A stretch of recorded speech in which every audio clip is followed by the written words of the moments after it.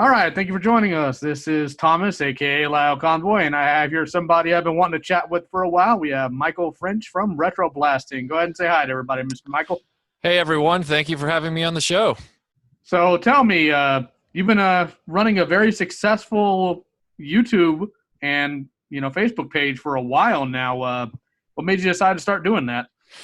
It was funny. It was a Voltron video that made me start doing it. I won't name any names, but I was looking for information on the Panache Place Voltron. I just wanted to watch some videos on YouTube about Voltron toys. You know how you get those wild hairs sometimes when you're on the internet. Oh yeah, Yeah, and I was watching it, and fact of the matter is that what they were showing me in the Voltron toy review was less showing and more telling, because the toy was broken and missing pieces, and it was just in a state of disrepair that was pretty appalling. And I was feeling pretty dissatisfied with the experience, and Melinda, who's both my companion in life and my co-host on Retroblasting, she was watching over my shoulder, and she saw the just frustration on my face, and she said, "Well, don't you have that toy over there in the display case?" And I looked over and I said, "Yeah." She goes, "Isn't that the one you've had since you were a kid?" And I said, "Yeah." And she said, "Well, it's got all the pieces, doesn't it?" And I said, "Well, of course." She said, "Well, you've got a film degree. You can do better than this." And so that's how it all started, was her telling me that, you know, I should start making the kind of videos I want to watch. And so that's what I did. And here we are. Well, that's really good advice to go by. Lord knows I'm motivated by frustration more often than I really care to admit. One reason why I started my channel is, number one, I was honestly inspired in part by you guys, because your video quality is very, very high. Like, you guys really put out really high quality videos, and it's really a treat to watch. And I'll put it this way: I'm not by any means a Star Wars fan, but I still watch every single video Star Wars related you guys put out, because you put it in such a very unique manner. Thank you. I appreciate that. Yeah, it's interesting. A lot of those initial Star Wars Follies videos that you just mentioned were true. When I first started, there was a lot of accusation from, there's always going to be haters in the comments. Oh yeah. But there was a lot of accusation from the people that did hate. Not that, fortunately, I was getting a lot of nice comments up front, but the people that were criticizing were claiming that I was making observations from an adult perspective. But I can honestly tell you that especially those first 5 or 6 Star Wars Follies were all recollections from childhood. They were things I'd carried forward, frustrations about the toy line since I was about 5 or 6 years old. As unbelievable as that sounds, that's how important those toys and toys in general were to me. And that's the memories that I have. And so I was really shocked, when people would say, "Oh, you're just looking at this from an adult perspective. As a kid, I would have complained, and neither would you have." And I'm like, did you know me when I was a kid? Because I'm pretty sure, that these were my feelings. Oh, come on, Mike. Don't you know that everybody on the internet can read minds and know exactly what everybody else is thinking based on their own experience? You're right. I haven't learned that. I need to learn that. And on top of that, everybody on the internet is a 6-foot-tall bodybuilding martial arts master. Don't you ever dare talk back to them. That is true. Everybody's Chuck Norris. Oh, God. Funny thing is, that guy's actually really short. Yeah, he is. But, in his movies, he just looks, like an Adonis. Well, I mean, him and Arnold. I mean, you got to love Arnold, too. Oh, of course. Yeah, Arnold. They always make sure they get him from a low angle, so he looks like he's 8 feet tall. Arnold's actually pretty tall, so I'll probably less so with him. So, I've had similar thoughts when I was younger, too. One of the biggest things that always frustrated me when I was a kid is getting a toy of a character I really liked and it looking almost absolutely nothing like the character. Yes. Which ones do you remember specifically like that? Or do you have like a top 2 that just come to the front of your mind? One of which, and this is, of course, I'm a little bit younger than you. You're my senior by probably about 8 or 9 years, where I'd venture a guess. I'm not going to ask you your age because that's rude. But I remember I got the SWAT Cat figures from the 4-figure Remco SWAT Cat line, and they just looked absolutely nothing like the characters. And I do mean absolutely nothing. The character's colors were wrong. They actually had a bunch of cuts all over the character to simulate battle damage. It just looked really grotesque. Wow. And it was terrible. So that's one. And back when I first was a kid and getting into model kits and everything, I tried to mod them to look better. And I'm pretty sure that's counted against me as a sin by God Almighty because I did such a terrible job. But that's one of them. And this is going to sound really weird, but the He-Man action figure I had as a kid always bugged me because I wasn't really aware of the mini comics or any of that. I knew him by the Filmation cartoon, and of course, it's not a 1-1 comparison. So I'm like, why are there studs on this man's belt? Right. Why does his sword look completely different? And why can't I do X, Y, Z thing he does in the cartoon? This is unacceptable, and I do not appreciate it. Yeah. I have a few like that too. You're talking about how the characters don't look the way they did in the show, or I remember, speaking of He-Man, the frustration when they retired the original He-Man and Skeletor, and then they never changed the animation in the show to reflect the new action figures. So Skeletor and He-Man never did have their battle damage armor. They never did have their power punch armor in the cartoon. And so finally, Mattel had to re-release He-Man and Skeletor anyway with the original flashed on the card, to let kids know, sorry about that. Here's the originals again. And I remember my brother having his He-Man had lost its arm. So he went out immediately with my mom and got a new original He-Man. And then some others, that I think back on, like I've talked about this before. It's not so much that they didn't look correct; it's that they didn't have all the features. Were like the Silverhawks, they couldn't move the way they did, and the commercials even cheated a little bit because they had this brilliant stop motion animated Quicksilver who, did all the stuff that the animated characters did.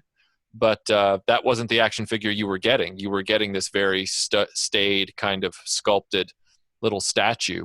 Yep, and the big 5 points of articulation for most of the Silverhawks line. Yep, exactly. And with the Silverhawks being constructed the way they were, even that 5 points of articulation wasn't all that usable. Like a Star Wars figure, by comparison to a Silverhawk, even though they both had the same level of articulation, the Star Wars figure was almost like having a G.I. Joe compared to a Silverhawk for whatever reason. And I think it was the posing and the action gimmick and stuff. It just made it very immobile. Yeah, and part of the problem with the Silverhawk line, of course, is all the metallic either rubbing or paint chipping. And because of regulations now, which I don't necessarily disagree with, we're never going to have figures with that type of metallic sheen ever again. Yes, absolutely. Even the recent Bandai Soul of Chogokin Voltron that came out did not have vac metallizing on its parts. It was spray matte silver over all of it. And Melinda, who's a big Golion fan, she actually cited that as the reason that she would never give the Soul of Chogokin Voltron a top score. She said, yeah, she was like, that's why she liked the 20th anniversary Toynami instead, because at least it had chrome on it. So I think I have the 25th or the 30th Toynami one. It has the base to it, well, all the individual lion weapons and the key. Yep. It's a fantastic figure. It's great for display. Granted, not much sells, but you chose a perfect time to get the Soul of Chogokin Voltron. That sucker's going for $600-700 now. I couldn't believe it when I heard that, when I did the Playmates Voltron review and I just mentioned it, and people were like, oh, I can't go online and get a $700 toy. I'm just going to go get the Playmates one. And I'm like, well, I can't fault them for that position because I didn't know it had gone up that high. And I feel doubly grateful because Melinda's such a huge Golion fan, and so am I, that when they announced it, I just went ahead and got 2 of them, one for her and one for me, so that we would have one as the robot and one as the lions. And now that I find that out, I'm like, wow, maybe I should get rid of one. Man, you're sitting on a mortgage payment right there, my man. I know, right? I actually own 2 Solo Chogokin figures. I own the Gao Gar with the Golden Hammer, which is it's just absolutely fantastic, and it's kind of a spiritual successor to Go Lion when it comes to Japanese animation. Right. But I also have the Power Rangers Megazord that came out. Oh, wow. Yeah, I saw pictures of that. That was pretty impressive. That thing is super, super detailed. It's a really solid figure, and it beats anything they put out for that. Even the Legacy one they came out with, which, trust me, I've got some words about that later on. Right. It's Yeah. a fantastic quality figure, and I paid under retail for it, so I'm super happy. Oh, that's great. See, Melinda really got into the old anime Voltes 5. Oh And man, that Soul Chigokin's pricey. exactly. And I found out there's like subtle versions of it. Like there's a Sola Chigoken Voltes 5 that first came out, and then there's another one that has like a special subtitle name, but it's like a re-release, but I Mhm. guess it has slightly different colors or something. I don't know. But yeah, we haven't pulled the trigger on trying to get that. Melinda's like, I'm content with my bootleg DVD, and that's about it. Well, I'll tell you what, if you're ever looking for a good website, I'll shoot you a link for one that gives Okay. the prices for Soul Chigokin for the most part. And if you ever need information on just general Super Robot related toys, feel free to hit me up. I know a pretty big community on that. Oh, great. That'd be awesome. Thank you. Yeah, it's too bad Voltes 5 probably isn't going to get a DVD release here in the States unless Discotech jumps on that sucker. Yeah, we were lucky. We found a pretty decent bootleg of it that was well packaged and had decent subtitles. Unfortunately, I can't say the same for Mazinger. Those subtitles were horrible. Oh, Yeah, yeah. yeah, it was really bad. The one that I have, I call it, I have it in escrow. I have all the episodes in their original Japanese of Star Musketeer Bismarck. Oh, goodness. Unfortunately, there are no subtitles to them.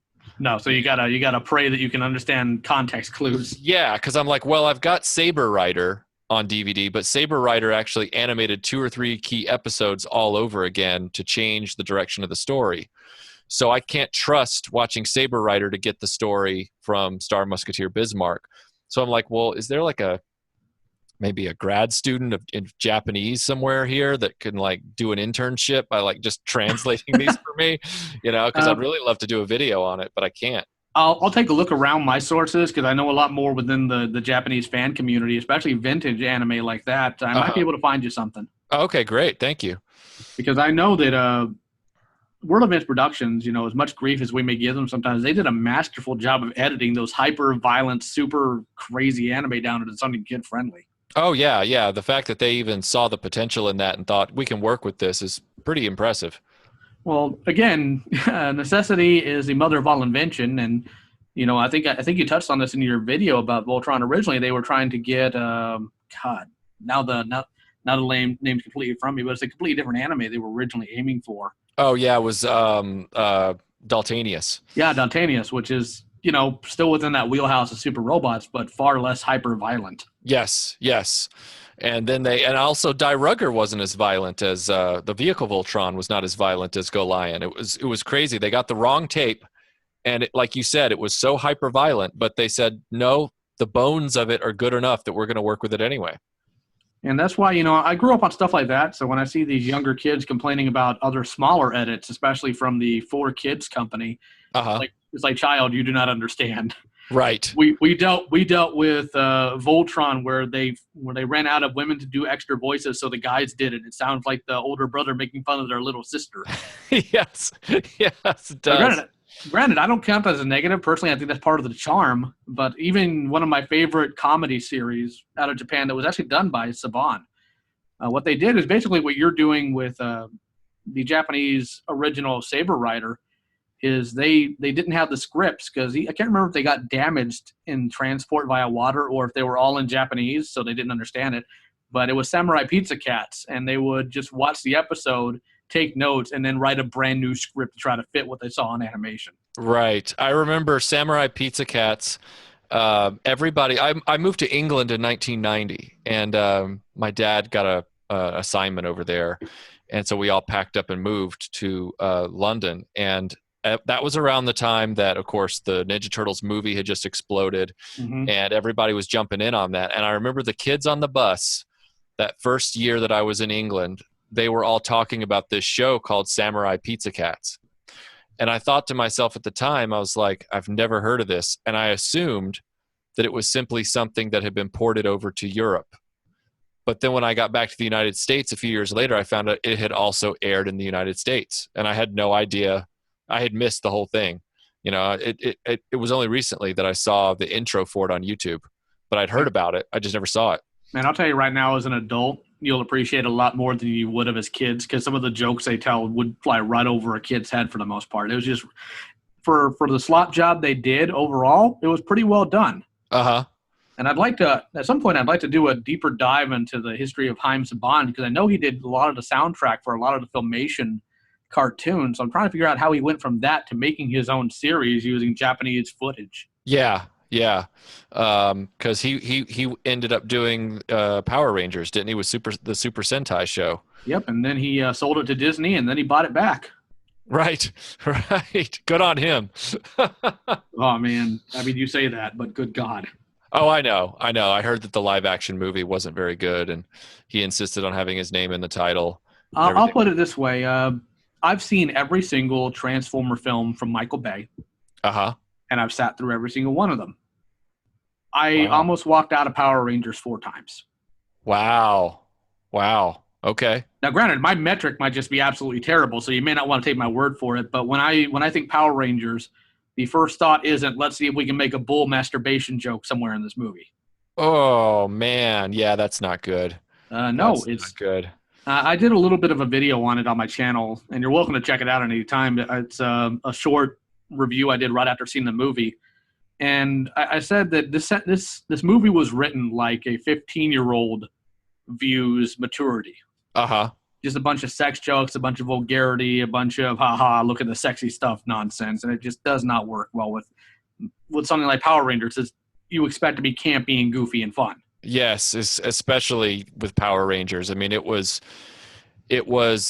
very directed towards a child audience, and there's nothing wrong with that. And for them to almost try and court that audience now grown up versus a new generation of kids is just a big miss. That's just a big mistake. Oh, well, we'll get into that a little bit later, but I have to ask you, said your father had an assignment in Europe. Was your father military by any chance? No, as a matter of fact, he was UPS. That's unexpected. Did not expect that answer. Yeah, he was with UPS, and they were starting their international shipping division at that point and really trying to gear it up. And so he was assigned over there to help with that.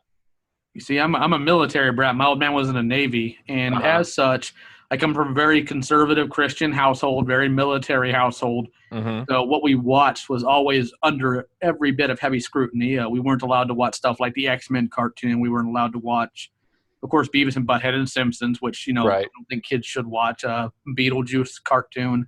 Yep. So my old man's sitting down. He's watching Power Rangers because he wants to make sure that it's not going to be bad for his children. Uh-huh. And it's the episode with the pudgy pig. Yep. That thing shows up. The plot is announced that he's going to eat all the world's food. My old man just absolutely lost it.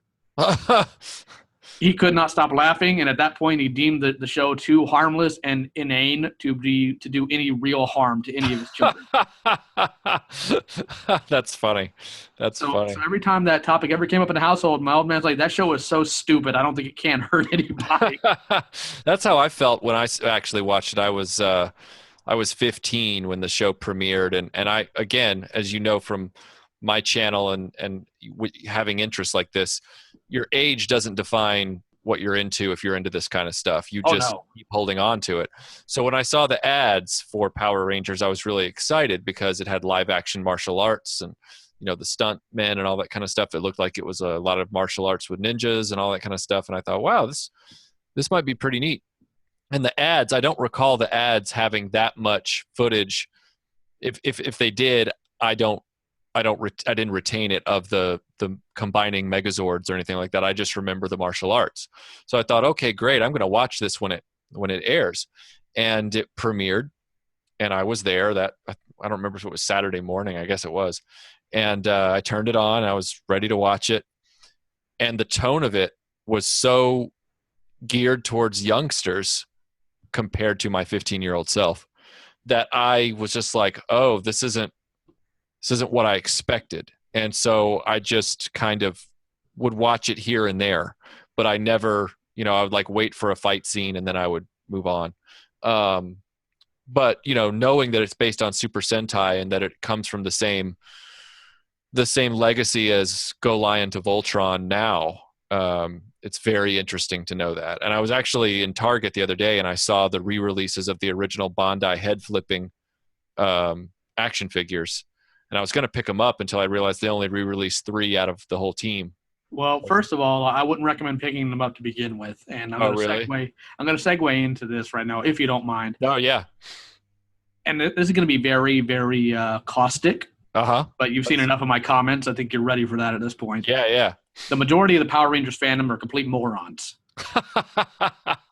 Because you saw the price on those figures, didn't you? Yes, I did. Yeah. Did Yeah. you do an eBay search by any chance? I haven't had a real burning desire to look them up, so You could get a Minton card Red Ranger Automorph, which is what that is, the original from the 90s, for $10. okay. Now I understand where you're headed. Yeah, $20 or whatever for those re-releases is crazy. Yeah. Re-releases with no real changes, just an extra outer box, and they're buying them like hotcakes. Yeah, right. That's interesting. Well, it's not just that. It's I've been kicked from a Power Ranger community on Facebook because I saw they have this. They have something from the Power Rangers called the Legacy line, which we mentioned earlier. And one of the things they have coming out this year are Legacy Zords, and they're just the animal forms of the Zords, the dinosaur forms. They have 10 to 13 points of articulation. They're made mostly of hollow plastic. They do not combine. Oh. And they're about $30 each. Oh, yeah. See, that's a waste of space. That's a waste. It's not just that. As I said, anybody who buys this is a moron because there is no way this costs $30. And I got so many of them mad at me that not only did they kick me from the group, but I got about 8 messages. At least half of them were telling me to kill myself. Yep. I've been right there with you, my friend. I've been right there with you. I find the best response to that is, well, lead by example. Show me how to do it first. Right, exactly. Yeah. Oh, we've had our time in the barrel, haven't we? Oh, yes, because and here's the thing that I think we need to discuss is I've noticed throughout a lot of fandoms that I'm in several of them because I'm a giant freaking nerd, that there's this obsession with hyper positivity that is just killing everything. There's a creeping insidiousness to that, though, that they never recognize. And I've pointed it out to them time and time again. And I keep living in the false hope that one day I will get through to at least one of these Borgs, but I haven't succeeded yet, which is you guys evangelize hyperpositivity about objects to the point that your first reaction when someone criticizes an inanimate object is to go hyper negative personal attack on another human being. Oh, yeah, I wait for it now. Which is, don't you find that a little contradictory? I mean, you know, it's like you want to be hyper positive about all this stuff, but yet you're the first one to go hyper negative on a living, breathing person. Oh yeah, but don't you know toys are more important than people? But here's the funny thing is one of the guys who messaged me is like super mad at me, and he was super mad at me for something really pathetic. But he messaged me, he's like, "Well, I can't believe you'd call us all, childish when you have a Thundercats avatar." I'm like, I never said you were childish. I never said you were dumb for watching and liking Power Rangers. If I said that, I'm a complete moron. Right. I think you were stupid for paying that much money, and I challenged any of you to tell me how it's worth that much, and all I get as response is, well, I think it's cool. That does not denote value. I could think a dog turd is cool. It doesn't mean it's worth anything. Right. It's kind of like what happened with me just recently, where I did not say that an individual backer of this thing was unethical. I said a channel of influence trying to convince people to get on a payment plan so they can reach their 5,000 goal is unethical. And again, you have very valid points. I've known enough about Hasbro. I've met some of the people behind the team at BotCon. They are not hurting for money. Right. And I don't understand why they can't figure that out. Because I wanted that since I was a kid. Therefore, I should shell out $500,000 for it. And that's another thing. And I said this in the comments, and then it wound up, of course, derailing into absurd personal attacks, which I roll with because at this point I just don't care. Right. I asked them, all right, tell me how it's $500. And nobody does that. I'm like, all right, so last year I picked up the newest Fortress Maximus that Hasbro created for their Titans Return Transformer toy line because, again, I'm a massive nerd and I love Transformers. He's about a little over 2 feet tall, and he retails about $140. So if I were to take 2 of him, put them next to each other, that's about, $300 there. It's about the size of Jabba's sail barge. He has 3 modes of transformation. He's got all these different gimmicks, all these different articulations. And what does the sail barge have? Nothing. It looks pretty, but how does looks pretty equals $500 for a toy? You're speaking my language. See, and that's what I don't get. Could you approach them from an objective point of logic, and it just they automatically shut down on you? Yeah, yeah. Oh, and then take it to the other way, saying this guy says we're bad people. I'm like, I didn't say that. I didn't say that. No, but that's how he got his clicks, wasn't it? Oh yeah, because that's the other thing they love to default to is, oh, this guy's just saying something contrary to get attention and get subscribers. And I'm like, Have you seen your channel? You don't need to get subscribers. I'm like, first of all, if I wanted to win a popularity contest and get attention, do you really think I would do it by saying the unpopular thing? No. No, you would be sucking up to everybody and their mama. That's right. It's their you know what? They're just throwing darts. Their logic is so backwards. They're just backpedaling to defend this thing. And I was really appreciative, this past weekend when all of their assertions were handily rebuked by people who were in the know. Like one guy was throwing up the whole thing about, oh, this guy just, wants to live he's just going to go back to his parents' basement after he does this video to get attention. And somebody chimed in and said, well, if that is his parents' basement, I don't blame him for never leaving. And then there was one guy who was like, said something about, oh, he's just stop whining because you can't afford it. And then somebody else was like, if you knew who this guy was, you would know that there's no problem with him picking up this item if he wanted at the sail barge. I wish I could be poor like you, Michael.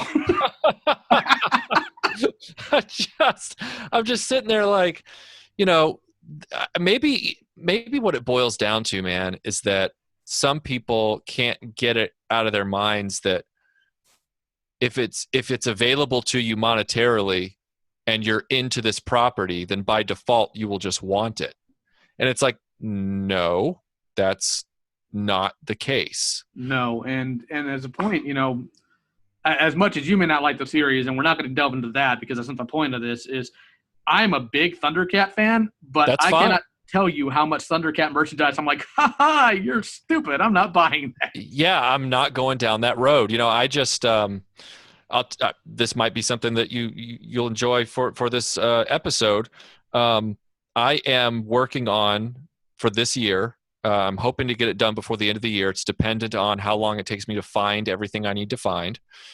I'm going to redo my Thundercats two-parter since Warner Brothers, came after me and told me to take it down. There's a trick to that, by the way. I'll tell you when you're done here. Oh, okay.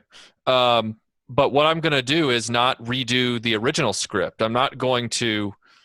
I'm going to stay true to my perspective. So I'm not. It's not going to be a pandering thing. I'm going to make some of the same observations I made before, but it's going to be bigger and more expansive because that was the first video we ever did. And I'm going to make sure that more of the toy line is talked about and represented. So to your point, I went out and I started looking for the second tier Thundercats, which are harder to find. So I had to get, I've gotten Jaga and I've gotten Pumira and I've gotten Linkso. Unfortunately, Linkso, all three of them came from Italy, this collector in Italy. Mm-hmm. But he didn't tell me that Linkso's arm action was broken. So, yeah, that's something you really got to look at because as much as I love Thundercats, those toys were not engineered as well as you would hope. They're durable, but the internal mechanics are garbage. Yeah, and so now I'm just, fortunately, Bengali seems to come up a lot more than those other three. Well, Jaga and Bengali come up more than Linkso and Pumira. So now I'm just waiting on pulling the trigger on that. But I also need to get, the Lair and Mumra's Sanctum, and and I know the money is just outrageous. Yes and no. Again, this is something I'm more than happy to help you out with because I know different connections. But there's the biggest problem with those is again about the engineering is mostly the issue is there's stress put on smaller parts so they're easy to break and it's hard to see these parts when you're looking at eBay auctions. Yeah, like those spring-loaded doors on the front of the Lair, and that and Mumra's tomb itself has a major peg issue with the sarcophagus. It does? Okay. And the lizard or the crocodile, ancient spirit of evil, is oftentimes missing its tail, but it's such a small piece, people don't even notice. Oh, kind of like the very end of the tip of the Death Star cannon. Yeah, okay. Yeah, very similar in that aspect because just getting a cursory glance at it, you're like, oh, it's complete, but It's a tiny, tiny little piece. It's supposed to do a sort of swishing action to knock the character down because reasons. Interesting. Okay. There's a lot. I mean, I've been balking at some of the. I don't balk at prices because they're high if it's something that's really rare. Yeah, you have to balk at Thundercat prices because they're all overblown on eBay. I will tell you that flatly right now. Yeah, because I thought to myself, I was like, this was a really popular toy line, so a lot of volume was made, and a lot of these were sold. So why are these so expensive on eBay right now? I couldn't figure it out. Well, right now they're really expensive on eBay. One of the reasons is because of a lot of more increased traffic Uh-huh. due to the action vinyls coming out, and not only people buying and selling them on there, but of course it trips the algorithm, and people start recognizing them on tour shelves and say, oh, I have that in my garage, and clearly it must be worth a lot of money because it's old, and they throw it up on eBay knowing nothing about the market and just kind of flood the market with overpriced stuff. Right, right. The Cat's Lair door does not cost $50. The mini version of the Cat's Lair for the miniature line is not worth $600 in box. Right. But Yeah, there's one guy right now trying to sell an open box lair that's never been put together for $2,000. oh man, that's adorable. I know, right? I've been watching it just out of curiosity. Like I just kind of have it just to see, because sometimes you do that. You're like, I just want to watch these ridiculous auctions and see how long they stay up there before they get pulled down or sold.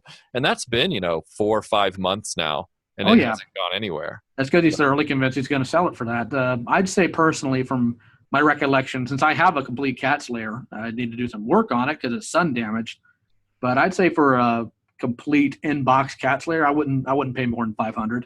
Okay. At most. Okay. Then again, I'm also a bit of a miser when it comes to stuff like that. I'm always a guy out there looking for a good deal. Well, no, that's very encouraging because I was trying to work within that range, and I'm gonna stick to my guns on that for sure. You need to, because if you go out and you spend that money on these things, number one, you're not going to get anything back. Right. It's not going to accrue value because you have repro parts people out there now that are doing a fantastic job on making sure everybody has what they need. So all these disintegrating parts that you see are something you've got to keep an eye out for to make sure they're not repros. And there's been one guy in the community. Well, I say in the community, but he's been ostracized because he used to go on there and sell repro parts for the Cat's Lair as the authentic things, and every time his eBay account gets taken down, he pops back up with a brand new one. Oh man! So again, anytime you have any questions, man, about anything in Thundercats related, feel free to hit me up, and I know plenty of people in the community that still like me. So, how does that work? I mean, you've been in this game a while. It's very clear. I mean, what happened where you finally just turned a corner and said, you know what, I'm not going to try and win any popularity contests anymore. I don't. If I'm not going to sweat these people anymore. Honestly, and I don't mean this in a vainglorious way, that's always kind of been in my personality set because I was always kind of the odd kid at school. Uh-huh. So it's like, all right, so these people hate me. It's not a logical reason to hate me, so they can eat this giant bag of donkey dicks. just all of them. They can wolf them down like the dogs they are, because that's always been in my mentality. So especially in the Thundercats fandom, again, we're talking about this toxic positivity. One of the reasons why it's toxic is because it's not put out there for any good reason. It's put out there to stifle any criticism. Uh-huh. So I'm dealing. The reason I got kicked from, say, Thundercats.org, who blocked me on Twitter finally, by the way, today. What we were discussing, what were we? Yes, we were discussing the recent crossover of Thundercats He-Man. Right. And if anybody's saying, "Oh, Michael, you need to read this," please don't waste your time. I'm not big on franchise crossovers, I'll be honest. Well, how do I put this? Bottom of the barrel research. Uh-huh. Which is sad because the executive producer behind the comic is actually the guy who did the 2003 Ninja Turtles cartoon. Oh, wow. So I know he can do good. Uh-huh. I know he's a good writer, but he didn't drop the ball on this. I'm sorry. He kicked it across the parking lot and laughed when it broke. Oh, and that's not just for Thundercats. It's also for He-Man. He did a slop job on that. But anyways, I made a comment about a different message board, and it was the He-Man.org board, which I'm not currently banned from, but I have been before. Uh-huh. because I said that the moderating team there, I don't know if you've ever read their rules or if you're a member of there, but they're absurd with their rule set. Oh yeah, when I was early on, just to answer your question, I was starting my channel. There was a discussion going on about something about Castle Grayskull or something like that, and I said, "Yeah, I just reviewed it," and I put up a link to the video, and they were like, "We don't allow YouTube links here," and I was like, "What?" And they were like, "No, we don't allow any external linking here, so we're deleting your post, and this is your first strike." And I'm like, "Oh, I'm out," and I never went back. Dude, they have a rule to where you can't say anything directly mean or critical of the creators of any of the media they target. Oh my And gosh. that's what I was talking about. And I said that entire moderation crew can eat a bag of dicks, quote unquote. And the only active moderator, because of course it's a Thundercat board and there's only 5 of us left, got upset because I broke their rule that you can't say anything mean because they don't know if there are children on the board. And I'm like, what do you mean if you don't know if they're children? This is a 30-year franchise that's had 2 cartoons and very little other media. What do you mean children on board? There is no child on this board. Right. And 2 weeks later, they finally banned me. And granted, I didn't even do anything before that point other than correct somebody about something they said about animation that was absolutely asinine. Yep. They finally banned me because I backtalked that guy, and they would not let me in again. So I messaged them, or I tweeted at them today on Twitter. I'm like, so are you guys ever going to let me back in and make this place a place where adults can have this conversation? They're like, no, we're fine as it is. I'm like, all right, you can eat a dick. And then they banned me. See, that's what's so crazy. Everything that happened over the weekend, I just finally told that guy on Jedi Temple Archives. I was like, look, man, ban me, do whatever you want to do. I was like, I don't sweat this. I didn't even know you guys existed until all this started. And I would have thought that would have gotten me, I guess I don't know. Can you ban someone who's not following your page? Maybe that's the problem. Did it to me. So I really can't figure it out. I'm like, he has not banned me. And I'm like, tell you exactly why he won't. Okay. Because you have a very active and very aggressive community that the minute they find out they do that are going to tear Jedi Temple down. Interesting. You see, they'll ban the rabble rousers like me day in and day out, but since you were at the target, if they ban you, it'll make them look weak. Interesting. Very interesting. Okay. Internet politics are fascinating to discover and to research. Yeah, no kidding. That's the thing. He who blocks first is he who is lost. Okay. Well, then I guess I lost last night when I found out that guy was on my Facebook friends list. Didn't even remember it, but I blocked him anyway, just out of hand, just because. Whatever. Man, that's a different matter altogether. Some dude using you and that's a different matter altogether. We're talking about like an internet discussion and debate when it gets personal. Right. Like, I'm sure you saw it, but when that one person showed up and talking about how we're all a bunch of dumb nerds and we're spending our Friday night arguing about cartoons and toys, I called her Becky with the terrible hair, and she got so mad that she did some sort of tirade, then blocked me without me even being able to read it. It was amazing. Right. Yeah. Yeah. I've always found that interesting when someone on YouTube, for example, does that, where they say something really caustic to me and then they make it so I can't reply. and so I'm like, oh, I see how this goes. You shoot a missile and then you put your shields up. And I'm Absolutely. like, that's dirty. So what I've done now is my policy is if I can't reply to it, I just delete the comment. My policy is if you're going to swing at me, at me. Don't do this limp-wristed, passive-aggressive garbage like Jedi Temple was doing to you. Oh, we didn't mean to be mean to you. So, no, you did. You did. Own up to it. Swing at me if you're going to swing at me. Right. Don't swing your arms. Don't pinwheel your arms and then tell me that, no, that's not what I was doing because I just saw you do it. God, it's so stupid. It's really dumb. We see this in these communities, and this is going to sound really weird coming from a pair of nerds, but it's just this ongoing man-children complex these people have. They have the budgets and bodies of adults, but their minds never grew beyond, I like this thing, and anybody who says something bad about it is my enemy. Right. I've had people who have tried to dox me and find out where I live because I said Superman could beat He-Man in a fist fight. Really? They've gotten just absurd, and I think part of the thing is these people, they substitute what they like for who they are.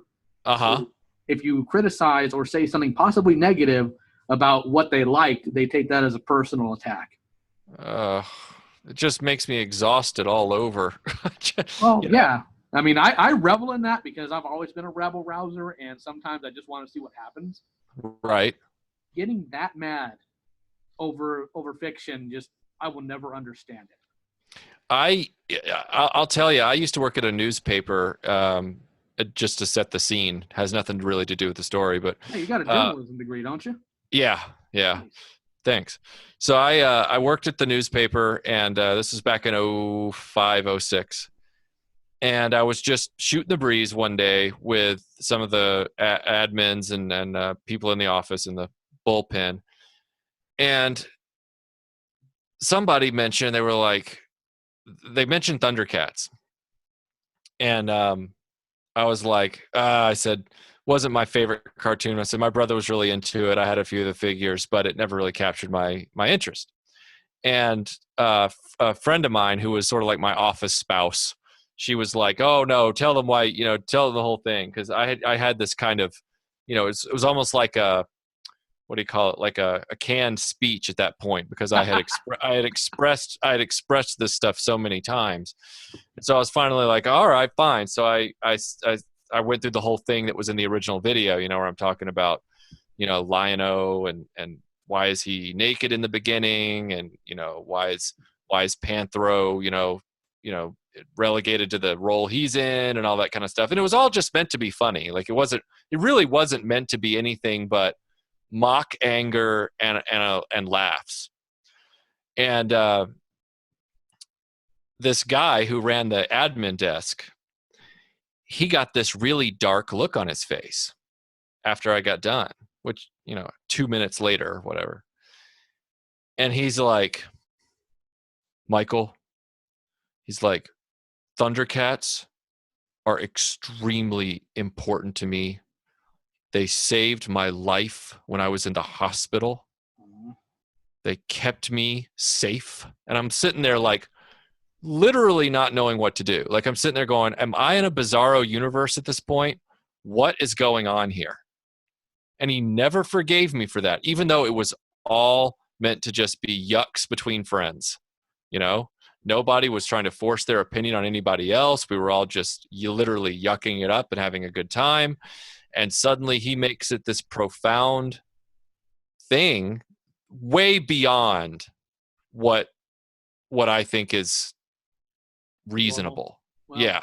a lot of these people, especially in our generation, unfortunately, a lot of them grew up in very broken or abusive homes. Uh-huh. So even talking to Alan Oppenheimer, when I Uh-huh. met him a couple of years ago, he said one of the most moving things he ever heard was how many people tell him that, that He-Man and all that was a good comfort to them when they were in an abusive household. So that might be where he's coming from. Well, But sure, absolutely. However, when you become an adult, it's not that you don't, it's not that you have to put it away. yeah, you don't jettison those feelings for any reason, but that doesn't mean that you have to look at people who are just, expressing a goofy opinion and act like they're suddenly your enemy. I mean, That is true. There's got to be some perspective somewhere, Well, I know why your YouTube video got so much hate, and I don't know if anybody's ever told you this before, Michael, but you got a really good poker face. Uh-huh. So that's probably one reason, other than all 5 of the remaining Thundercat fans tend to be irrational. That's probably one reason why people are looking at it like, oh my God, this man's being completely serious about everything forever, and he hates what we like, therefore we must rage at him. Right. Yeah, that's that's the shame of it, is that I'm really not being all that serious. Like, I don't go to bed at night thinking about, oh, I can't believe what they did to Panthro. Like, I don't, I don't think about things that way. Not to say that I'm shallow. I certainly have my interests and I love them dearly, but I'm not going to get mad if somebody else, and people have done this to me before. I say done to me. What I mean is people have expressed this to me before, and I don't get mad. They're like, yeah, I hate The Empire Strikes Back. And I'm like, oh, yeah, cool. Whatever. It's not going to change my day. That's fine. My day is ruined forever. Somebody said something mean about something I like. How dare they? Yeah, just whatever. Ah, man. But, God, what was it? There was something I was going to go on about concerning that. Oh, yes. I have my own personal issue here. And again, it comes down to some of the fans I deal with. Like, one of the things you covered was the whole time capsule or the suspension capsule issue. why did Lion-O age? I did an actual video where I researched the heck out of this thing. I looked in the Hear the Roar book. I scoured the comics. I scoured the cartoon. And was able to piece together how they retconned it, because they never did explain it in the show. Right. And, oh, my God, I still have people telling me they said it in the show. No, they did not. They never stated in the show why that happened. They never stated any of that. And you ask them to prove it, and they never reply. They never reply. Yeah.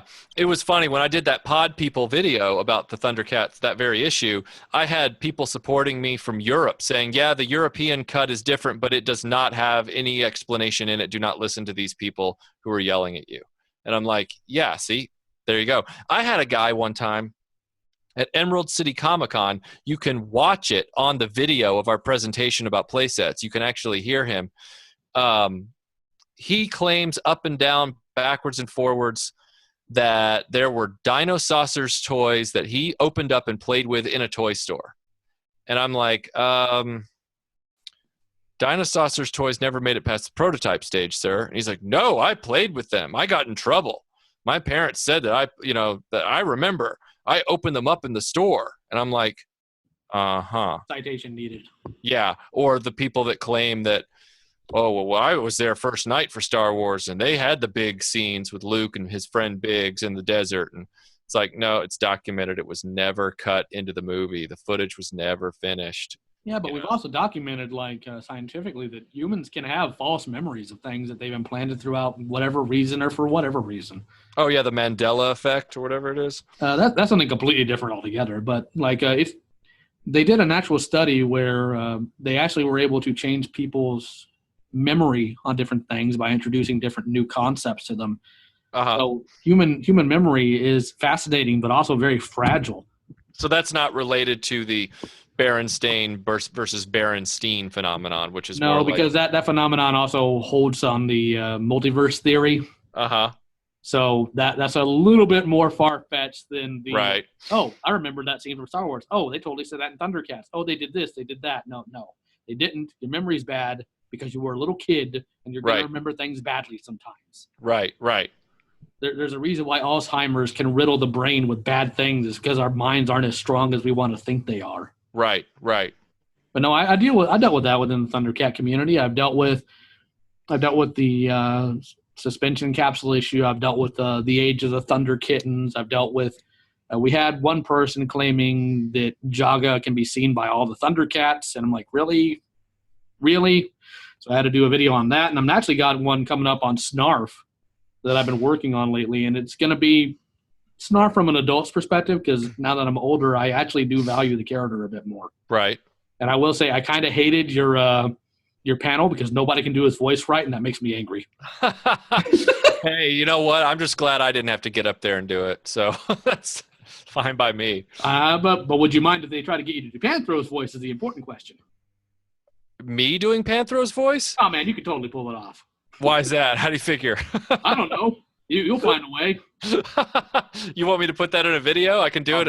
I'll make sure I do it in the upcoming Thundercats Redux. As long as you're not wearing his outfit, I think we'll be okay. Oh, yeah, it'll be a voiceover for a shot. I did love me some Panthro. He was one of my favorite characters. It's really a shame his voice actor passed away earlier. Yeah, it was. But I thought he was the best character on the show. I thought he was great. I wish there had been a spinoff just about Panthro and Chitara tearing it up on Third Earth. That would have been fun, but unfortunately, the restrictions of the time for schedule, and there's a lot that goes into that. And I try to touch on it in different panels I do, because I go to different conventions here in Texas. And oddly enough, one of the panels I've been doing this past year has been the history of Voltron. So I've been running all these kids that are, and I do actually mean kids now, that are new to the series, get a Legendary Defender, telling them about the original series, how it came about. And it's really made them interested in the original series as well as the anime it was based on. But I have to make sure my panel is very G, because I can't show much of the Beast King stuff. Right. You just kind of have to insinuate, hey, there was some heavy stuff here. Yeah. So it's been really interesting seeing how they react. But I also did a panel at Comic Palooza last year about 80s cartoons in general and how it changed basically how toy production and cartoon production in the United States works. So it's been really interesting to see the feedback from that. But back to what we were talking about as far as toys go, one thing I have noticed is a lot of communities are very stifled. Uh-huh. One example, and I really hate to bring up this example because I know I'm going to get backlash from it whenever somebody sees this, is the Matty Collector, now Super 7 Masters line. Right. They started that in 2008. And as other than, a pivot on the heel, Uh-huh. there's been no update to the figure. They've been using the exact same bucks. They've been using the exact same figures, exact same point of articulation. At this point, is 10 years out of date. Wow. I did not know that. Oh, yeah. And again, you can somewhat, I guess, justify it because the original Masters of the Universe line was, literally that. Right. So, but at the same time, you're paying anywhere from $30 to $50 for literally the same figure you bought last month with different accessories and different head sculpts. Wow, that's really dirty. Well, part of the problem is that these fans have something of a Stockholm syndrome to these companies because these companies will treat them like garbage. Like, oh, well, we're doing this at a loss to us because we want to please you fans. Like, oh, stuff it. You are the second biggest toy producer on this planet. You don't try to do that. Right. And then if somebody, I guess, let the Better Business Bureau review about Mattel, Matty Collector Division, and number one, that apparently pissed off the community because, oh, no, they could just cut the line off, and God forbid we don't have our plastic crack. And then Matty Collector sold it off to Super 7 right after they started producing the Thundercat figures, which, of course, that line died too. And now Super 7's having issues because, number one, they're not suited for that. They're not planning well for it. And it's, again, they've done one brand new buck for the Filmation Tila, which actually looks fantastic.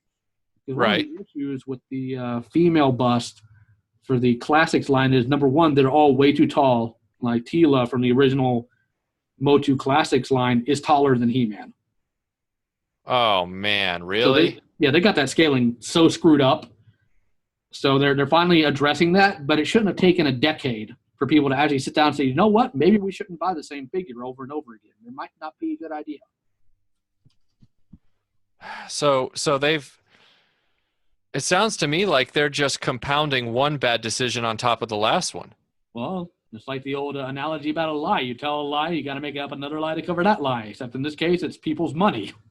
And again, oddly enough, I'm actually going to be doing a video here about how hyper-obsessive positivity can kill fandom and cause major issues. In the Motu community, you have places like the org that cause ridiculous rules. In the Thundercast community, one of the biggest things is I'd rather have something terrible than nothing. I'm like, yeah, okay. So if your wife hits your dog and breaks all four of his legs, you'd rather the dog be in pain the rest of his life instead of putting him down. That's your philosophy in life. All right, you're an idiot. And with other communities, like say the Brony community, we dealt with a guy who was a pedophile getting ousted, and people throwing a fit about that because they don't like to deal with any negative things. Right. And then, of course, we have the Power Ranger fandom, which is completely dumb to begin with, and then they get even dumber because, God forbid, you say they're spending their money on nonsense. I'm thoroughly convinced that you could take a dump in a box, write Legacy on it, and have Bandai sign it, and they'll pay $50 for it. Oh, yeah. At this point, that's definitely true. But one thing you said that was very striking, very absolutely correct, was what you were talking about Hasbro and their activity or lack thereof causing problems for, brick and mortar like Toys R Us and Walmart, because there are bare shelves due to Hasbro's poor choices. Yep. I actually went to Walmart specifically because I knew I'd be talking to you today. I went to Walmart and I looked at the Star Wars figures. Have you been to Walmart lately and looked at their prices? I've been to Target. I haven't been to Walmart. Okay, their Black Series for the newest two movies. $5. Wow. And they're not moving too, I bet. Nope. They are not moving in one bit, and their 3¼ inch for the newer movies is marked down to like $3 or $4. Yep. So they're not moving, and instead of addressing why they're not moving, they're just going to keep making the same mistakes. Yep. And I've watched this pattern specifically with the Transformers for 10 years now. What they'll do is a movie comes out, they'll fill the entire toy line toy aisle with movie figures, and they will sit there for years. Yep, they will. Nobody wants those pieces of garbage. Well, because they're not even fun, man. Right. They're sharp, angry-looking pieces of plastic that's supposed to look like metal, and they're not even fun to mess with. Whereas their generations moving into all their other lines are actually fun, but they can't get the distribution out to these stores for some asinine reason. Online is not a problem, but Hasbro seems to be having technical issues, as you can imagine, with getting their stuff out to actual retailers. Right. And it's frustrating. Number one, as a fan. Number two, as a collector. And number three, as somebody who understands basic economics. Mm-hmm. So you are completely correct in what you're talking about in Hasbro's distribution problems, their production problems. I'm not even a Star Wars fan, as I've told you. And it makes me mad when I see like AT-ATs and Millennium Falcon with a Nerf gun built into it. It makes no sense. Yeah, it's a terrible decision. It's a terrible idea. But I'm betting it's done because of somebody who sits in a chair and doesn't understand how these things work, thinking it'd be a good idea to tie two toy lines together. Oh, sure. They're like, oh, well, our Nerf stuff sells real well, and Star Wars is really popular. Let's put them together, and we'll sell even more stuff. And it's like, well, maybe up front, maybe. I don't think this is going to last. And sure enough, they dropped all the Nerf stuff for their Last Jedi line. Unfortunately, Last Jedi didn't do well either. I say that unfortunately very sarcastically. I'm going to put a pin in that and come back to that later. But here's another thing. I think you're just going to love this. They're doing the Star Wars Transformers again. Oh man, because they were too stupid to learn the first time. That was terrible the first time. Well, why make a mistake once when you can do it twice, Michael? I know. God, I know. Man, it's like Groundhog Day for the worst toy decisions ever. Well, let's see. A few years ago, actually, you're going to have a personal stake in this because Mattel got the license for Voltron the same year that Bandai got the license for Thundercats, and everybody thought that was so screwed up, and doggone it, they were right. Yeah, it should have been the other way around. I've walked into toy stores and to comic shops that have had that Voltron you have. Yep. And making it very clear to them, don't put him on that shelf. He will commit suicide, and you will be out that money. Yeah. He will take a nosedive while you're not looking. And it's funny. It's so terrible. He wants to die. Oh yeah, like at first, when I first did that video about how bad that thing was, people were ripping into me saying, "Oh, mine stands just fine. You're just an idiot. You don't know how to stand it. Your toys and all that kind of stuff." And now it's funny how people have changed their tune. I've had more people, crop up now saying, "Yeah, that thing's horrible. I avoided it like the plague. I could never get mine to stand up. Mine's just always laying in the floor.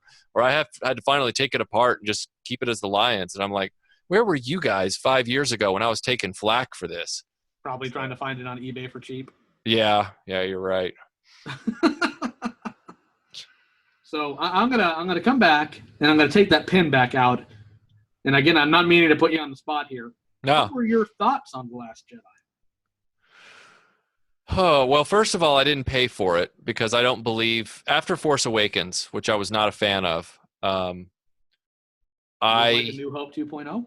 Yeah, I did not like that movie. And I really don't like stunt screenwriting. I really don't like empty characters and landscapes without adhesive. J.J. Abrams just likes to ask a lot of questions, but he deliberately doesn't give answers in all of his stuff. The writers of Lost, had confirmed that. And so he has this absurd obsession with something he calls the mystery box. Right. And he needs to get over it because it's a really bad way to make movies. So, and it was universally accepted as a bad way to make a television show because by the time they got to the quote end of Lost, it fell apart because there was never a planned resolution to anything. So to answer your question with The Last Jedi, I was one of the people in the minority that did not like Force Awakens. So, and I knew that I was in the minority because a lot of people got caught up in the hype. Mm-hmm. They got caught up in the fervor of, the Han Solo and the Millennium Falcon are back. And I'm like, yeah, you don't care if it's bad. You just care that they're back. But Michael, something's better than nothing. Oh, I certainly do not believe that. I would almost rather have nothing than this kind of something.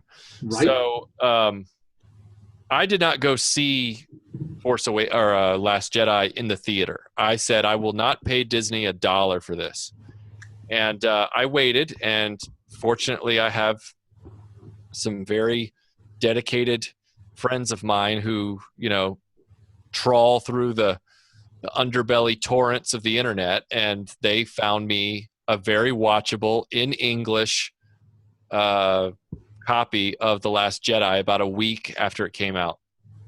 And I watched it, here on my computer with a nice big screen. And I just thought it was a terrible, terrible movie. And why are we surprised at this point? Did I have hope that Rian Johnson would deliver something different? He was kind of a directorial X factor. I thought, well, maybe, I don't know much about the guy, but, maybe he can turn this ship around. That was ship, by the way, SHIP. Oh, trust me, I can understand that. Yeah. And the other may not be too incorrect, but right. So I was watching it just aghast, because this guy, it was almost like they found a guy in Abrams who was apathetic enough not to write a real story. He was just like, oh, I'll have some imagery that's familiar, model it after the original movie, not to have to answer any questions, because that's hard. That's hard screenwriting. I don't know how to do that. I'll call it a day. It'll make $1 billion. Well, it made $2 billion because people are idiots. So then this next movie comes out, and somehow Disney found a guy that was even, not only was this guy, no, I take that back. This particular guy, Rian Johnson, he wasn't lazy. He was insidiously deliberate with what he did, which is almost worse than being lazy, because this guy was like, I am going to take this pickaxe to this shop window that is called Star Wars, and I'm going to smash it to 1,000,000 pieces just because I can.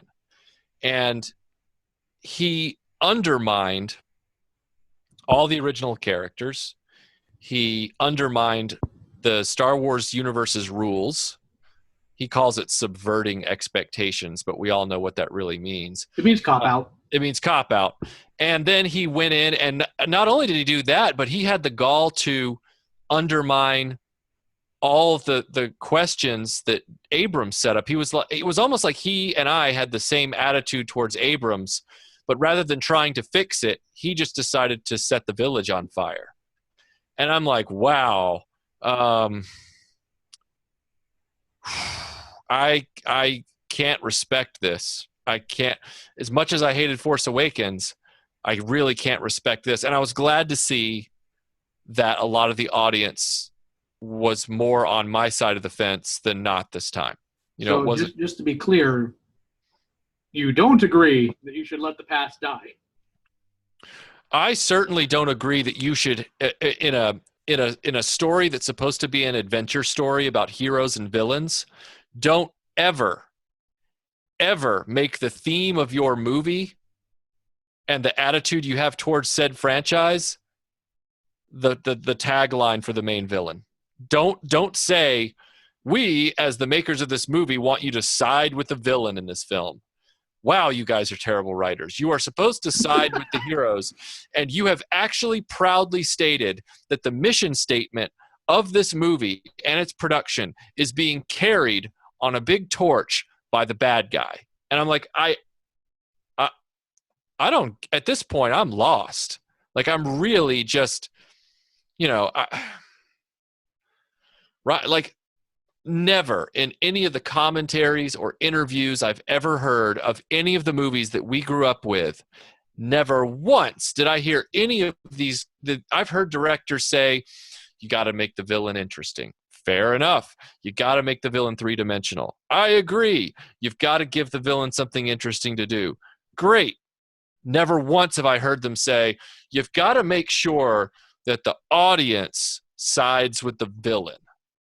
What? Like, and everybody walked out of this movie, even the people that didn't like it. To a person, they told me, well, the only character that's really being developed is Kylo Ren. I mean, he was pretty cool. And I'm like, here we go. We have finally made a Star Wars movie where the villain, it goes beyond liking him, because there's a lot of people that like Darth Vader because he looks cool, whatever. But that in the James Earl Jones voice. Right. But no one has ever said, I like Darth Vader a lot. I really wanted him to win. I've never heard anyone say that. Well, in this case, it's like, well, yeah, man, you should see the fans online. They're actually using Kylo Ren's lines that you just said to defend Rian Johnson's attitude towards the film. I think Rian Johnson put it in there to defend Rian Johnson's attitude towards the film. And I'm like, wow, you couldn't have put that in the mouth of a hero at least? That shows me where your headspace is, sir.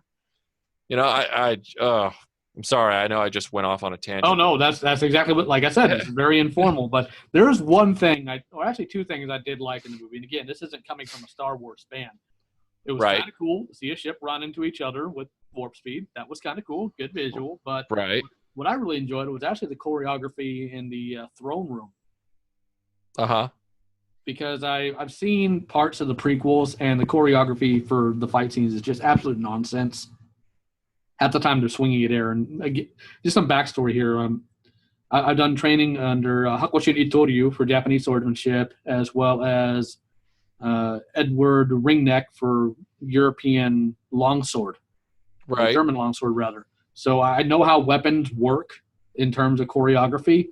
And what they did with the fight scene with Kylo and Rey and the guards in the throne room area was very well done. But the prequels, they were mostly just swinging it air, as opposed to the original trilogy where they were clearly trying to connect and hit the other guy.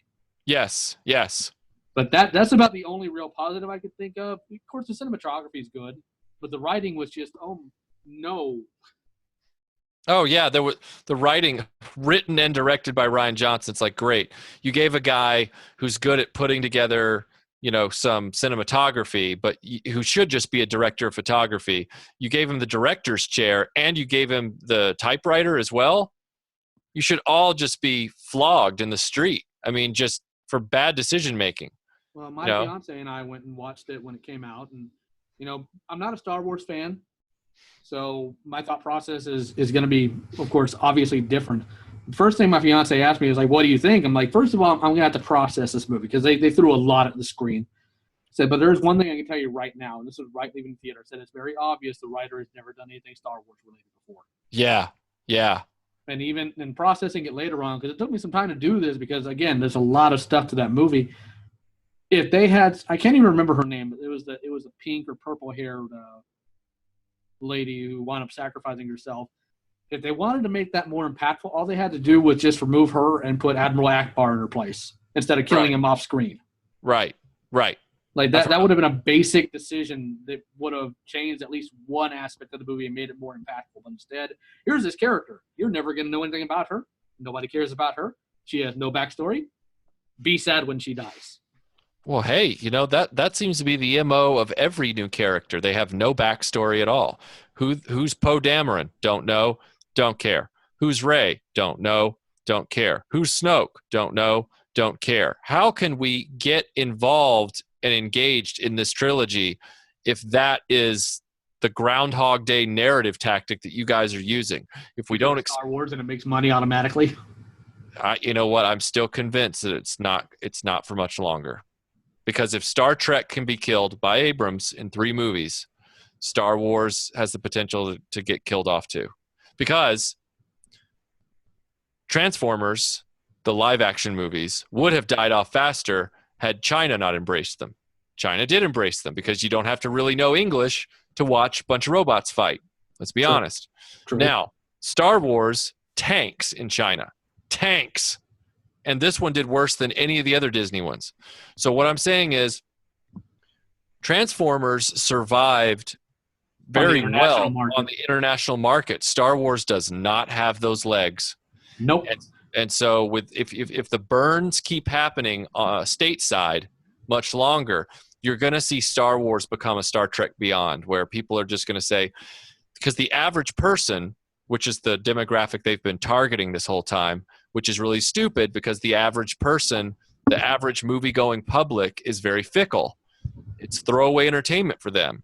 Absolutely. So if you don't make a movie that the fans want to rewatch a lot, which, by the way, the reason that they're still making Star Wars movies is because the fans kept rewatching 3 movies for 30 years. So you now make a movie and you target it towards the average, bovine demographic of moviegoers. The lowest common denominator. Yeah, they're all eventually they might be the saving grace because they don't tolerate that kind of stuff, and they don't have an inherent diehard love for Star Wars that they'll just keep eating garbage. They're going to go, someone's going to say, hey, you guys want to go see that Star Wars movie? And they're going to go, yeah, they're going to be like, oh, those aren't very good. And they're going to be right, and they're not going to go. I just see it collapsing in on itself, and, yeah, I've seen that happen before. Part of the problem is when people have a love for the property, but not a love for, what makes the property good. Right. And that gets back to the whole, everything like that, like the sail barge thing. Oh, support it because otherwise they won't make any more. Or go see this movie because it won't make any more. It's like, you know what? Don't support it and force them to make something that is actually good. Exactly. Like, I watched the new Thundercats series. And it was okay. And then I watched it again. I'm like, there are parts of this that I really don't like. And it's made me something of a pariah in parts of the community because I can tell them why I don't like it and they don't have a response for it. But again, it goes back to it was better than nothing. No, it was not better than nothing. Right. Putting out constant garbage and you people eating it doesn't make you better. It doesn't make you healthier. If you were actually eating real garbage, there's a reason why people who are poor and or homeless, God help them, and God bless them, they don't actually go and eat like diapers and stuff because sometimes nothing is better than something. Right. And it's a mentality that's infecting a lot of communities now. And I wish I knew where it came from because it can't originate from these communities because it's so ubiquitous between all of them now. It's got to come from something. And I think it might just be the obsessive consumerism we have with these items. Like if we don't get them, we lose our minds. Right.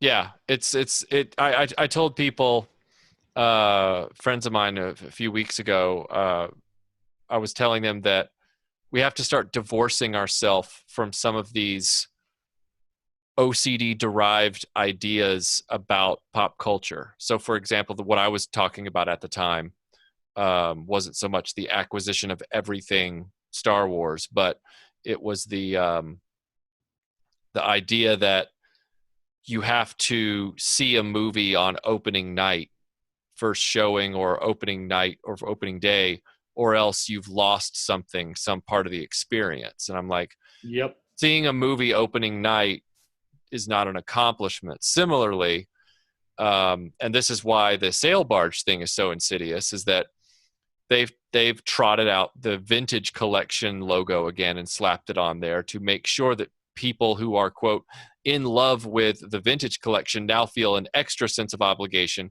to go get that thing. And you want to look at them and go, you do realize that that's just a logo on a box, and it's not an accomplishment to then go out and get said thing. What you're doing is empowering a manipulative corporation that doesn't really deserve your money. It's just like a legacy line, man. Yeah, right. So, except a lot more expensive. Yes. Because here's what a wise person would do. All right, say this thing gets funded. Say what was it? 1,000 people, 5,000? How many were they asking for? 5,000.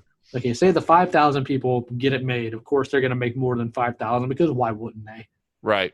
If you are a wise individual, you are going to wait till one of them winds up, because it's the nature of these type of people, winds up digging themselves into a hole and putting it online cheap. Right. You've lost nothing other than saying, I had it first day. Yep. And that's one of the things, like, I play video games occasionally. I need to do a little bit more because God knows I have enough games. That's why I'll never sit outside of a video game store till midnight, because if I play it now versus 2 months when it's on sale, yep, the game doesn't change. That's what I do. I always wait 2 to 6 months before I buy a video game because it will wait for me. Right? And other people are like, well, the game might be spoiled for me. And I've always said it's the journey, not the destination. Bingo. You know, whatever. It might be No, it's a video game, but it has certain conclusions. I mean, come on, people. Yeah, like somebody, told me one time, the cake is a lie, and then somebody else, it was at a convention, and another friend was like, he hasn't played it yet, don't say that. And I'm like, isn't Portal really about the navigation of the game? It's about the levels. It's not about the twist at the end. Who cares? It's about puzzle solving. Right. And they're like, well, I guess that's true, but I mean, the story. And I'm like, look, if the story's good, you're going to replay it or rewatch it 50 times, and you're already going to know everything about it. So I guess those spoilers really don't matter if the thing is good. Man, I'm in a comic group on Facebook, really fun one, by the way. And some guy shows up and he posts the cover to Kingdom Come. Uh-huh. And he's like, I need to know if this book's any good, but I don't want any spoilers. I'm like, dude, this book's like 20 years old. I will personally spoil you and fight you in the streets if you cry about it. And then I tagged the head admin. I'm like, I'll fight you too if you got a problem with it. Yeah, I had that happen to me today on a telepresence at my day job. We were all sitting there, and somebody was putting out a communication that was called Episode 7 or something like that. And I said, oh, does Han Solo die in this one? Somebody on the telepresence said, hey, man, spoilers. And I looked at him, I said, that movie's 3 years old. I said, the statute of limitations is over.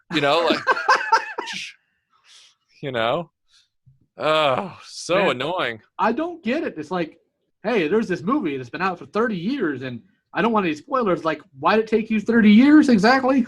Yeah, exactly. Like, you have no rights here, sir. I am the law. And I've seen that happen several times. I had somebody who's like, I've never seen the original Transformer movie, the one from 1986. And he's like, but I hear bad things happen. I said, yes, they do. Optimus dies. Man, he spoiled it. I'm like, dude. No. Yeah. Your chance. You had so long, and you have failed every step. So right. That's on you. That is not on me. Right. And if you're a Transformer fan and you watch a movie with Optimus and you don't expect him to die, that's on you. Uh-huh. God, the only character I think that's ever beat him in terms of death is, I think, Jean Grey.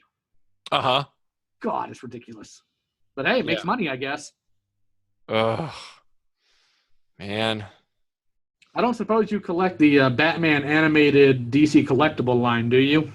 I don't. I have the original Kenner line of all the major characters, but I never went and got the relaunches. I didn't get those. Oh, these aren't really relaunches. They're brand new figures. Yeah. That's all right. That's kind of what I meant. Yeah. I just started, and again, since we're raging a bit here, I'm a little bit frustrated with it because I have to buy the same Batman 4 times now to get a complete set. Uh-huh. And I don't mean that as in new Batman with different gear, like, say, the old Kenner or the 89 movie line. No, I'm literally buying the exact same figure because it keeps getting packed with all the other stuff that you cannot find individually, and I'm about to strangle somebody. Wow. Like, that is a poor decision, and I kind of hate them for it. Right. Huh. At the same time, they're so neat, I can't help myself. Right. Wow. I guess I'm part of the problem. So what do you have on your docket here pretty soon, man? I know you've got a lot of different stuff coming down the pipeline. Oh, I've got a few things that are in the works. One is I'm trying to get the next Star Wars Follies done. It's probably going to be the only Star Wars thing, possibly the only Star Wars thing I do this year. There might be another Follies toward the end of the year. But I'm just getting that one out there because I haven't done one since the beginning of last year, and people are starting to beat down the drawbridge of my castle to get one. But I'd rather talk about other things on the channel. So I have a few other things lined up that I really want to do. I'd really like to do Chuck Norris's Karate Commandos, which all 13 episodes of it. Yeah, all 5. Oh God! Good Lord. Yeah, but I really want to do that because I think it'll be like a palate cleanser for me. It'll be fun and light, and there's a lot of opportunity. Might upset the 2 fans of the series. Yeah, well, they just gotta, if they're as tough as Chuck Norris, then they can't let that kind of thing bother them. But then you're asking the impossible, my good man. I am, but they need to aspire to something, right? That is true. And then I'm working on some other lines that don't have a cartoon component. So like I want to do Buck Rogers in the 25th century. I want to do Batman the Animated Series has a cartoon component, but I want to do that one a lot. Yeah, it's a great show. Yeah, it really was. It's one of the best cartoons ever made. I dare say it is the best one. Yeah, I didn't want to say that because I didn't want to tick off anybody, but yes, I do think it's probably the best one ever made. Well, one of my favorite movies, Battle Pleases Crom, so bring it on. Yeah. Now, speaking of Conan, that's going to be a tough one for me to do because the toys that actually did come out for Conan are only sort of related to the movies, but they're hard to find. I'd imagine they're mostly related to the cartoon from the 90s. There's that line, but then there's an even earlier one from the 80s. Oh goodness! That was done by an obscure toy company. I think it was called Conan the King Figures or something like that. But it's pretty hard. Yeah, it's by Remco, 1982. Pretty hard to find, so I won't be touching on that anytime soon. I was actually in the hometown of the original Conan writer a few weeks ago. Oh, really? Yeah, Cross Plains, Texas. Uh-huh. It is probably exactly the same as when he lived. Absolutely nothing. Oh, yeah, I'd imagine it's just desolate. I actually watched a bit of a documentary somebody had put together on YouTube about the different legal issues that Conan's faced throughout the different interpretations of the character. It's really fascinating. Oh, interesting. Yeah, I've seen how his character has evolved through the 70s novels by L. Sprague de Camp and a few of those guys, and how controversial that was. Oh, yeah. We used to read Conan novels when I was in middle school a lot, and my brother collected the Marvel color comic, and then I collected Savage Sword. So Conan passed my way, is one way to put it. As he passes everyone's way on their journey to adulthood. That's right. But yeah, I've got a few things in the hopper. I'd really like to do Buck Rogers. I'd like to finish off my Star Trek video, even though I didn't officially have a sequel to that. It was a joke at the end. People think it means there's a part 2. So I've got to do the Playmates figures from the Next Generation. Okay, so I'm going to ask. I need this information from you, man. Okay. Are you ever going to do that Imagine X review? Oh, I know. Yes, I do. I need to do that review. I appreciate you reminding me of that. My buddy Andy has, he's local. He has one of the major play sets as well, and he said he's ready to come over anytime. He's been telling me that for like 3 years.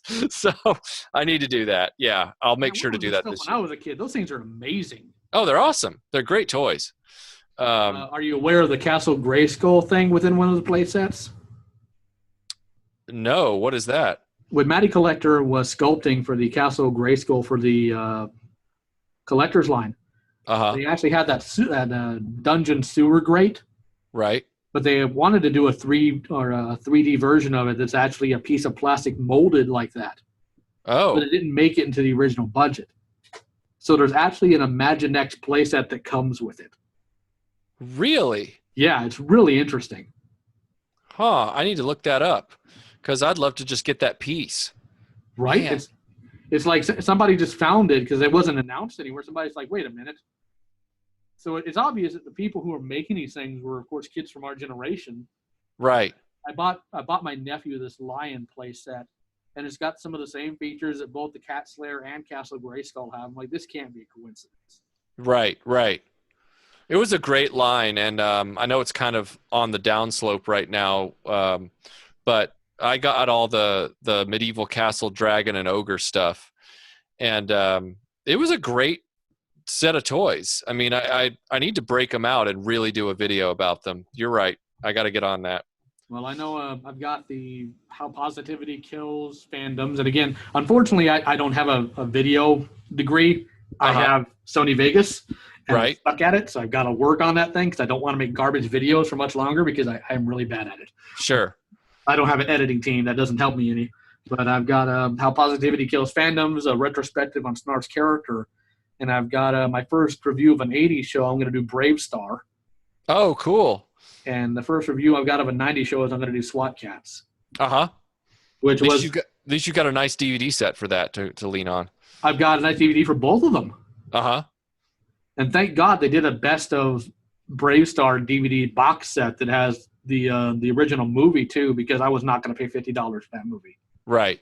I actually met the creators of SWAT Cats a couple years ago at a local convention, and I could barely understand a word they're saying. Apparently, they're like Swedish or something. That is starting to make more and more sense.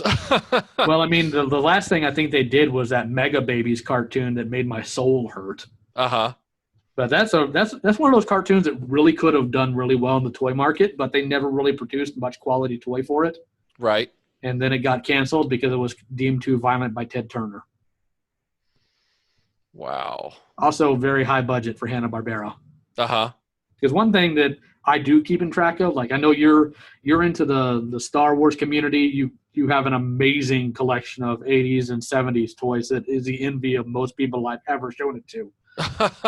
But I keep track of animation. It's one of my passions. So I'm that weird guy that watches cartoons still in his 30s. So I'm seeing how trends are operating, and I'm seeing how the market needs to shift, because unfortunately He-Man set the bar in the 80s when it came to toy lines tying into cartoons. And we've never changed that metric. So now if you have a cartoon that's really clever but it doesn't have a toy line, it could die. Wow. And you're not going to see people want to make a toy line for some of these things, because most cartoons now aren't action adventure. They're mostly comedy. Yeah. They're those surreal, kind of simply drawn Nickelodeon and Adult Swim type things. Now, there is a reason for that. And the main reason is, number one, we've switched from traditional animation to digital. But more so, it's just more expensive to make a really heavily detailed cartoon like the original He-Man, She-Ra, Thundercats, Mask. All these cartoons with a lot of really heavy detail and generally realistic-looking people. It's really, really expensive to animate now. Right. Especially when you're not sure if you're going to get a return on your investment. So that's why they go for really simple figures, because they're a lot simpler to draw and a lot quicker to work on. Well, that does track. I mean, I can't refute the logic there. Well, I mean, it does. At the same time, part of the problem is we can't be as experimental as, say, the 80s and 90s were, because we're economically not as solid as we were then, apparently. Right. Which also tracks, because the economy is kind of nonsense right now. Yeah, right. So hopefully at some point we'll be able to do that again. And then we have the fact that animation now is no longer a country-by-country market. It's a worldwide market now. That's why you can turn on Netflix or Hulu and you can pick up a show that just aired in Japan yesterday and watch it fully subtitled now. Wow, that everything's happening so fast at this point. Well, it's part of what you were talking about earlier. You know, the whole opening day concept. It's also true for animation. How many people have you met that have completely marathoned the entire season of the newest Voltron in a day? Right. And that's something I touched on even in the Voltron panels. Like, guys, you can pace this out. It's okay. I promise you, it's okay. You don't have to marathon it. But they do. And especially when you have a country like Japan, this animation technically is inferior to the majority of the world because they use a lower frame rate. Their animation techniques have not improved. But they put out so much every year that you cannot keep track with it. So you have an international market. You have a failing economy. In certain aspects, you have a market setup that is not designed for what you're doing now, and that's one reason why we're having issues with animation here in the West. I mean, I'm sure by now it's come down the pipeline. You've seen the one single rough sketch from the new She-Ra cartoon that's made everybody super ultra angry because they don't understand what's going on with the animation market right now. I've never seen so many 30-year-old men get angry at a single still image from a girl's cartoon. Right. What are they specifically upset about at this point? She's not as detailed as the original She-Ra. It looks like it's made for little girls. It looks like the Japanese made it. And I asked them, okay, define Japanese animation to me. And they can't do that either. So they just get mad and insult me. Right. Look, with any adaptation, with any new version of something, I don't expect a 1-1 comparison. And neither should anybody else if you're being realistic. But you have to take this into perspective of who their target audience is. Right. And if their target audience is younger to teenage girls, it's probably not going to appeal aesthetically or story-wise to a 30-year-old man. That's true. But this is something that apparently is divorced from their mentality. The same people I run into are like, oh, cartoons suck nowadays. All right, which cartoon are you talking about? Oh, I don't watch them. Then how do you know they suck? Same issue. Mm-hmm. And man, they get mad about that. Well, they're the type of personality that doesn't like to be called out for their incongruities. Oh man, if I ever make an incongruity, I, by all means, point it out. Granted, I will make you prove me wrong. Right. Right. I will make you work for it. But by all means, if I'm wrong, you got facts, throw them at me. I will always change my position based on the reality of what we're discussing. Oh, I know. That's like I did a whole video, outlining an error that I'd made in a previous video, and I got called to the mat for making the error video because they were like, dude, don't waste your time doing that. I'm like, oh my God. First I got yelled at for making the error. Then I got yelled at for correcting the error. So there's, for different reasons, no less. So one minute they're saying, let me introduce you to my response. Okay. That is, go eat a dick. And if that's not enough for them, tell them they can have an entire bag. I found that's just the best response because they don't really have a way to respond to that other than general insults. Right. So I've really enjoyed this time, man. It's nice to be able to talk to somebody with similar mentality about these things because I run into so many morons on a constant basis. It's just wearing on me. Well, I'm thankful that I've always appreciated you being a voice of reason and a voice of sanity over the last several years, and it's always great to see your name come up in the discussions and things like that, and so I'm glad that we finally got a chance to talk in real time. Describe me as a voice of sanity means we need to have a talk about your sanity. Well, no. What I seriously mean is what we've been talking about for the last hour and a half, which is maybe it's not sane because everybody else, has a different opinion, but we are screaming for perspective and they're not delivering it. And so we feel like we're the crazy ones, but I don't think we are. Well, I appreciate the kind words. I will always agree on that. And that's one reason why I tend to be pretty active in the comments of most of the stuff you do. Not everything, because sometimes I just don't have anything to add. Right. But when you have people come in and they say things that, number one, they can't prove, because I'm one of those guys that I very much will operate by the rules of a debate. If you make an assertion, sucker, you better find a way to back that. Right. And these people, half the time, they don't. Well, I saw this happen. I remember reading this where. Right. What? Yeah, exactly. Yeah.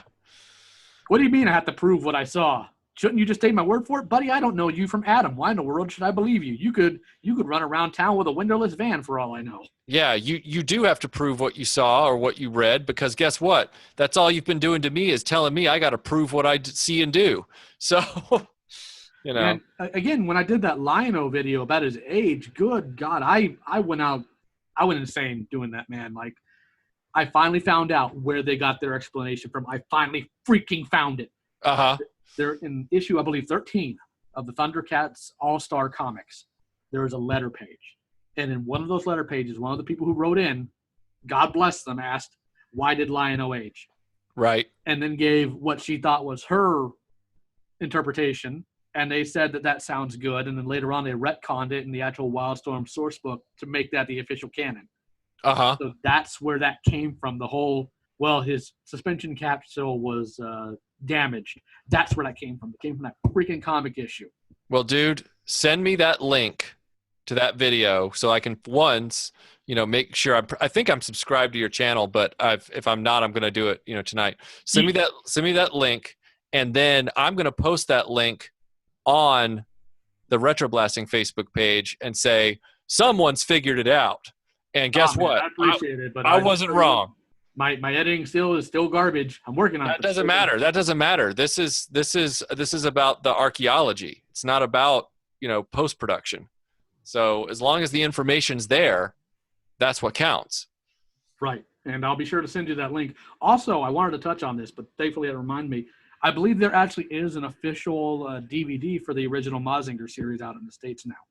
Oh, good. Okay, because this was like, oh gosh, this was before Retroblasting. This was probably 7 years ago. There's a company called Discotech Media, and what they do is they take a lot of really obscure Japanese animation and they subtitle it and they put it on official DVD here in the West. Right. So they've been doing that with a lot of series, and I'm fairly certain they did that with Mazinger. Let me double check here real quick because I don't want to lead you astray.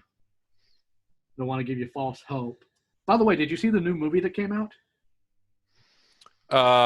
Which one? Mazinger Infinity. Oh, I saw the trailer. I didn't see the movie. Man, I saw it. It had a limited release here in the States, and it was so good. Yep, they released it, a 6-disc set. Wow. The original Mazinger TV series, episodes 1 through 46. It goes for about $48 right now. Wow. And that's just part one. Apparently, there's more parts to it. Huh. Yeah, you can get the first and second part and the Mazinger The Impact, which is a reboot they did, including characters from other Go Nagai works. You can get that for about $130 on Amazon, which for 3 DVD sets is pretty good for what they're doing. They also have Dino King, Guy King, and the other super robot stuff. But yeah, Right. You actually can find the series officially now. Good deal.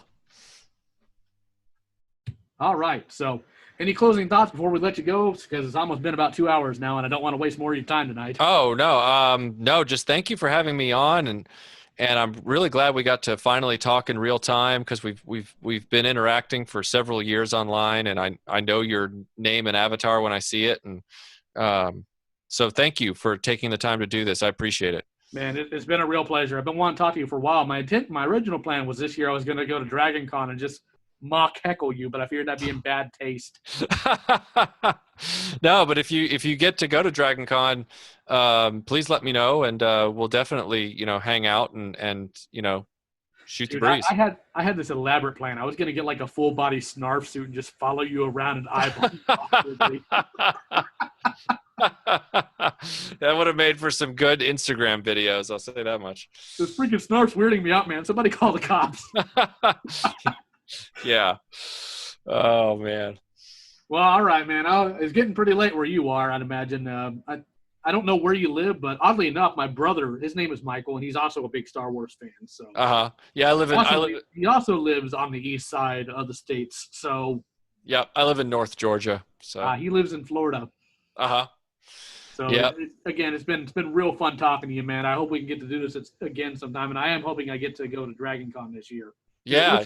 It looks like a really fun convention. It's really fun, just really crowded. But yeah, keep me posted and let me know, if it's going to happen. I do have one question about Dragon Con before I let you go, though. Yeah. Is the atmosphere there more for adults or is it more for teenagers? They try and split the experience based on the time of day. So it's not. I would not say it's like necessarily kiddie friendly. In the sense that they don't have like a daycare center. They're not going to accommodate kids with like a jump castle or anything like that. Well, don't worry about that. I ain't got no kids. Right. Me neither. But the reason I ask is I'm used to going to anime conventions here as well as comic conventions, and they're completely different in tone. Right. Conventions is obviously made for younger teenage kids with daddy issues. So. Right. I just want to make sure Dragon Con was going to be something I'm not going to just go to my hotel room and stay there forever. No, Dragon Con, there's way too much stuff going on, and every single franchise from science fiction and pop culture is out being represented for the last it's easily a 40-year span of stuff, all the way into the obscure stuff that you see being costumed and cosplayed and sold and talked about, and it's huge. It's a huge event. Awesome. Because yeah. I know me and my fiance have been wanting to go. And it sounds like this year is going to be a lot of fun. We weren't able to go the past few years because we had commitments to a convention here. But that convention's turned into absolute garbage, so screw them. Yeah, it's really, really good, but it can be overwhelming. So, like I said, just keep me posted, and I'll help you, any way I can figuring it all out. So, well, thankfully, I've been into enough bot cons to know how to figure all that out. Oh, okay. That's a story in and of itself for a different day. But my only other question about Dragon Con is, do they let anybody submit panels, or do you have to be a big name to do so? No, you have to be associated with a track, so like a programming track. But once you get familiar with whatever track you want to be a part of, and you can kind of talk to the people that run it, and then so that's the problem. That's where it's different because the tracks are generally, aside from the celebrities, the tracks are generally fan run. And so you have to kind of figure out who the organizer of that track is and then talk to them about potential ideas for the next year. And then, Oh my God, it sounds like adults run this thing. well, you say that now. Dude, the biggest convention I used to go to down here is right now being annihilated because the guy who runs it is like a real creep. Oh, that's what happened with Dragon Con. They had to finally like sue him to get him out. He's a known pedophile. Oh So that, God. but he's been out for years. Like he's been out for years and years, but he keeps making trouble for the corporation that runs Dragon Con, or the whatever you call that, the organization. You see, I'm one of those people. This may not be the best of opinion, but I'm one of those people of just drag somebody like that onto the screen, just shoot them. Oh, I agree. Well, about that brony thing, somebody's like, well, we couldn't just, do what people wanted to just, kill the pedophile and inform everybody else. I'm like, no, I'm completely cool with that. You totally should have done that. Yeah, pretty much. It's like, yeah, we left him in the gutter over there. Like, yeah, I agree. But so what I'm saying with that is, I don't want to give off the impression that he's still connected. He's not, and he hasn't been connected for a very long time. But the legal tangles still continue to haunt Dragon Con's board of directors or whatever, and they've finally got him to the edge of the solar system. But even from there, he's still sent out signals every now and then. Oh, thank God. Yeah. But just real quick again, I know I keep saying stuff like this, but I know that a few months ago, I searched for the tag Thundercats on Facebook because I was looking for something, and I actually ran into one of your posts on your personal page. About how you were frustrated because you couldn't find an actual Thundercat podcast that wasn't absolute garbage. Right. If you're ever interested, I actually run one with some friends of mine, and we have a lot of fun with it if you ever want to check it out. Yeah, dude, send me that link, please. Yes. And we're actually structured in this, so I promise it won't just be on tangents. Yeah, no problem, man. No, seriously, send me that. Do you by any chance listen to any He-Man podcasts? I tried to, but there were so many, I didn't know which one to go with because I want to find one that's, not just, hey, remember that? Man, that was cool. Like I want to find one where they actually dig into a topic, for an hour and they go pretty deep. Then I have a perfect one to recommend to you that I'll also send you a link for because the two people who run it are actually my co-hosts for my Thundercat podcast, and that's Fans of Power. Oh, good. Okay, great. And what they do is they don't just go deep into a subject. They will choose different things and discuss it in depth, whether it be a character, a storybook, a mini comic, an episode. They're just fantastic with what they do. Awesome. Can't wait. So I'm going to be shooting you some links here, man, but I really need to get to bed here. I got to be up at 5 a.m. Okay. Well, I got to go to bed too. So, man, it's been a real treat having you on, man. We got to do this again sometime. Absolutely. Anytime. You just take it easy and keep me posted on Dragon Con. And thanks again for having me. Man, thanks for being here. You take it easy, man. I'm going to go ahead and stop the recording. All right.